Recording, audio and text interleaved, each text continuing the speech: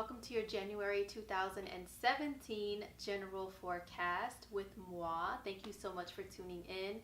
Big happy new year to everybody. It's 2017. When you add that all together, it's a number 1 year. So it's time to get some things started.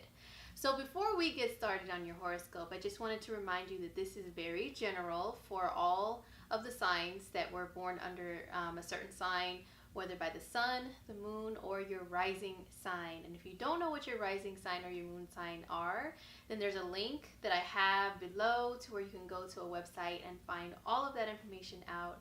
Especially if you have your birth time, then you can know what your rising sign is. But definitely check out your horoscope for all three every single month. The rising sign will be the most accurate, then the sun, then the moon. So check them out. And don't forget, if you would like a personal forecast that is just for you, boo-boo, under your birth time, your birth date, your place of birth, all that stuff, just exactly catered to you, go to my website, which is indigomoonastrology.com, and we can get a reading scheduled. All right, so now on to your general January forecast.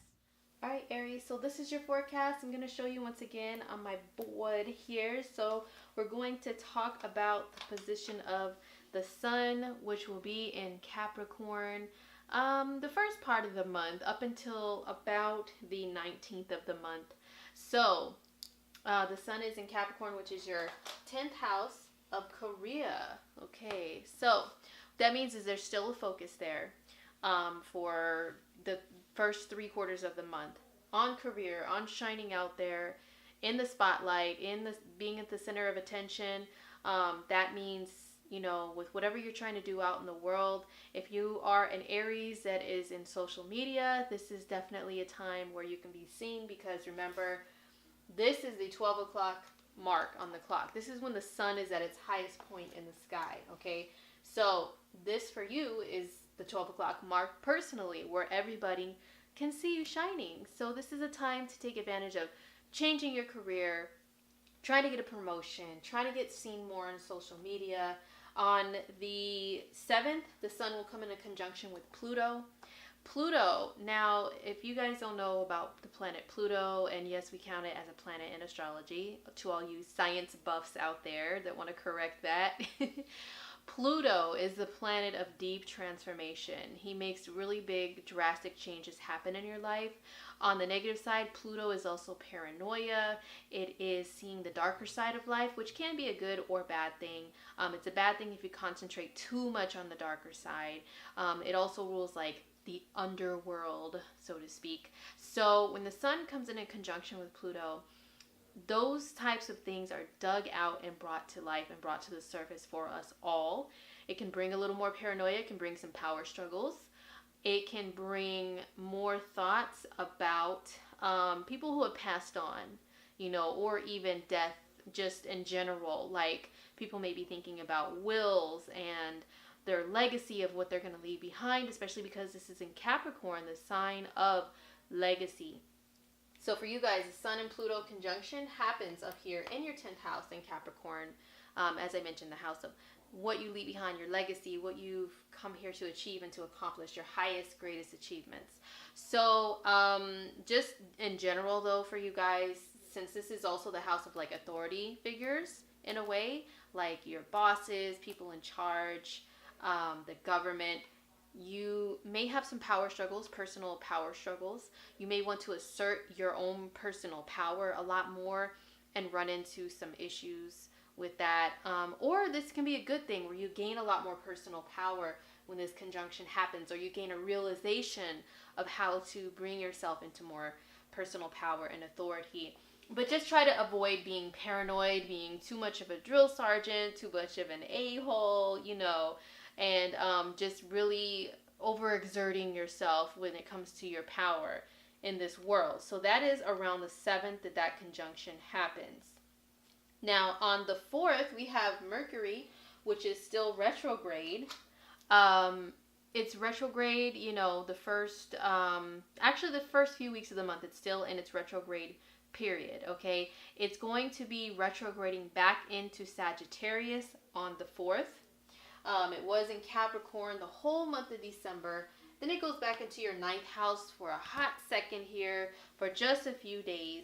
about a week or so. I mean, so it's going to go back over anything that you missed, which is retro, going back. Okay, anything that you missed when it was here in Sagittarius at the end of November. Okay, so if there's something that came up at the end of November that maybe you didn't get resolved properly, this is the time that this may be brought back into the surface for you. Any type of issues that you have in regards to ninth house matters, which is travel, education, seeing the bigger picture in life, a larger point of view in life.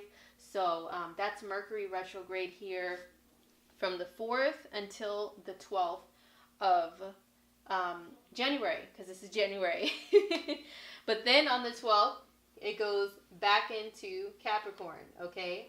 And it's going to be, actually Mercury goes direct officially on the 8th, but it'll still be in its shadow period where it's trying to get back into its regular orbit, trying to get things back to normal as far as mercurial matters, which is speaking, typing, texting, traveling by any means, you know, car, bus, plane, walking, anything. Your thinking, your processes of thinking, your logic, all of that stuff. It's trying to get back into the swing of things, okay? And that's going to be going on from the 8th up until about 2 weeks after that, okay? Whatever day that is. I think, what is that, the 22nd or so? Mercury will be in shadow, out of shadow around the 22nd. But yes, Mercury will be here back in the sign of Capricorn the whole rest of the month after the 12th, really putting more of an emphasis and a focus on this 10th house, on your position in the world, your authority, your career, and all that good stuff. So if you have been working on advancing in career, my Aries people, and you may have had some opportunities that were missed, or you know, anything in that regard, then this is the time when Mercury comes back into Capricorn and is direct, where those opportunities can be brought back to you, or you can have a chance to revise things, revise your resume, put it back out there, things like that, in order to have more successes here when it comes to career. Now, on the 12th, we have a full moon in the sign of Cancer. So, a full moon is when the moon and the sun are opposite each other. The sun is like a paternal energy, like father, strong masculine energy. The moon is like motherly, nurturing, feminine energy. They oppose one another during the full moon. They bring things to a head. This is why during full moons, a lot of people get really emotional and things are like a tension that's building up. And then finally, there's a point of release and letting go and trying to move on. But there's some sort of breakthroughs that usually happen with full moons, okay? So this one is in the sign of Cancer. And the moon rules the sign of Cancer, so it'll be in its home sign. Cancer is super duper emotional because it's ruled by the moon. So this is going to be a very emotional time for everybody. Doesn't matter if you're a Cancer or not. So for you, Aries, the moon will be in your 4th house. This is 22 degrees Cancer, okay? And at that time, the sun will be up here in Capricorn, around 22 degrees of Capricorn. So this is a conflict or a resolution or a final decision that involves your home and family life, which is the 4th house in Cancer, and your career and your position of authority, which is the 10th house in Capricorn. So it can be that some of my Aries are really working on advancing in career, having an established like place in the world and in the workplace, really working hard. But then your family is like, hold up, wait a minute, what about us? What about me? It isn't fair. That's a Cancer theme song right there. So your family might be telling you that, you know, and that can mean like, if you don't have kids and a wife or a husband, maybe you have dogs, okay? And those are your kids. That's your family. They can need you a little more. Maybe they feel neglected because you've been up here working so hard on career, you know. This can mean also some good news can happen. I mean, maybe you advance in career and that causes you to be able to move into a better home. Or maybe because of a career change, you have to move closer to your workplace. Or you can renovate your home to have an office space, you know, because now you have this really dope new career. So that's the full moon on the 12th. Venus moves into Pisces, okay, on the 3rd of January. So Venus represents what we love to do in our own free time for enjoyment, as well as relationships one-on-one with other people. That can mean, love, romantic relationships, or that can mean just enjoying life with other people in general, like friends or whomever. So Venus will be in Pisces. This is your 12th house. So Pisces and the 12th house for you guys, Aries, this is a quiet, secretive place, okay? And Aries, that is like the total opposite of your personality, because Aries is loud, it's in your face, it's out there, it just does what it wants.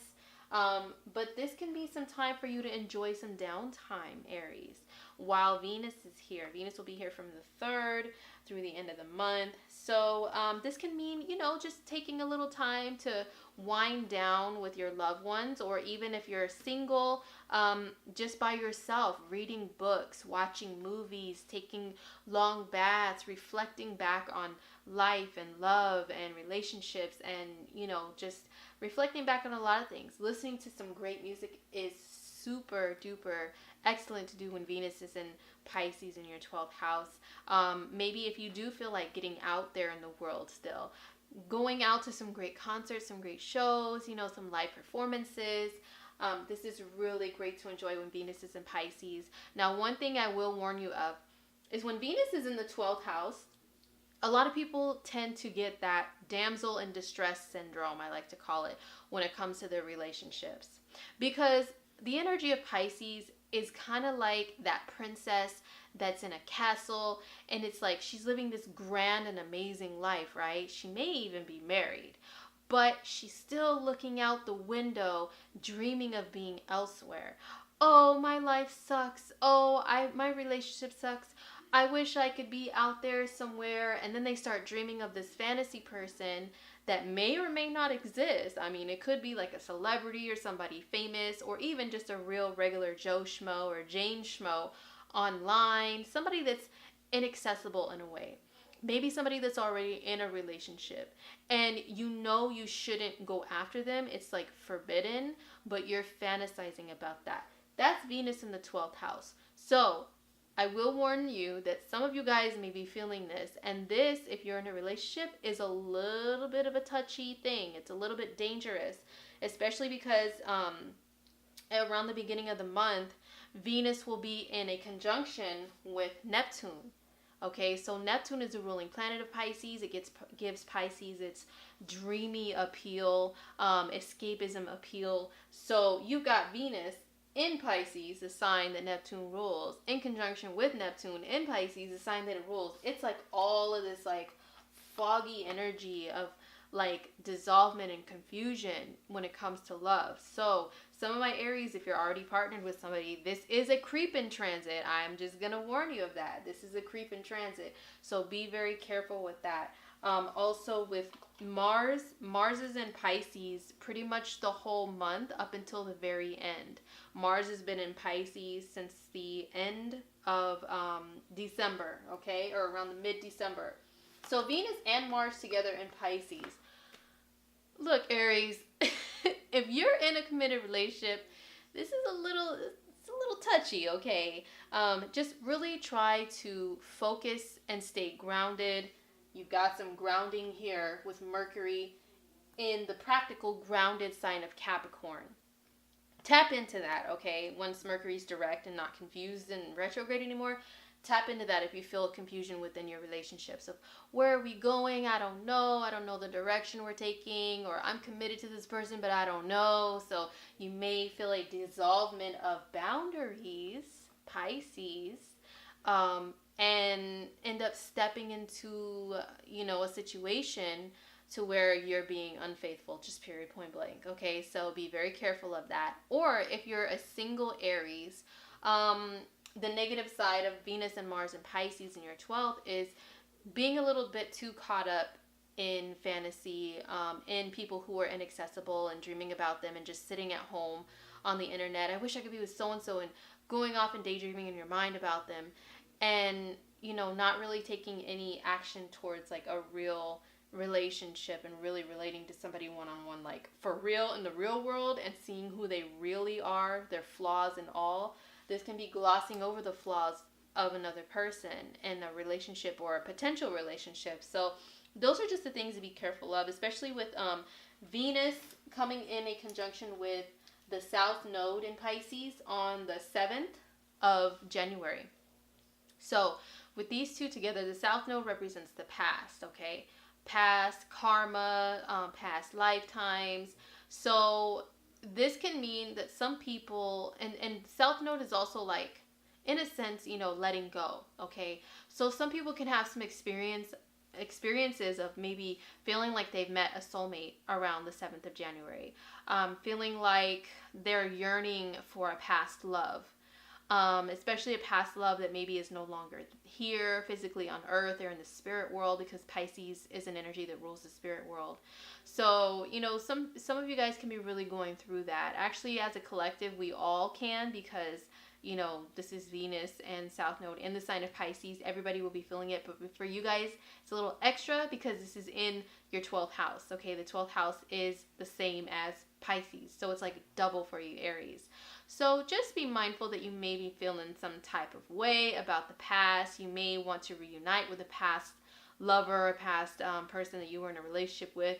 But just make sure that if you do something like that, make sure any type of relationship stuff you have going on around the 7th, that you are seeing that person for who they really, truly, clearly are. Like I said, tap into that Mercury and Capricorn energy, okay? When Mercury's direct, and to see reality for what it really is. It's going to be a bit of a struggle with this conjunction going on, especially. And especially with all this stuff hanging out in your 12th house this whole month. Well, almost the whole month. You know what? It's going to be a struggle, but you still have the ability to see things for what they really are. Okay, so that's the energy that's happening in Pisces for you guys this month. Now, also on the 19th, we have the sun moving into Aquarius. Hey, so this is your 11th house, Aries.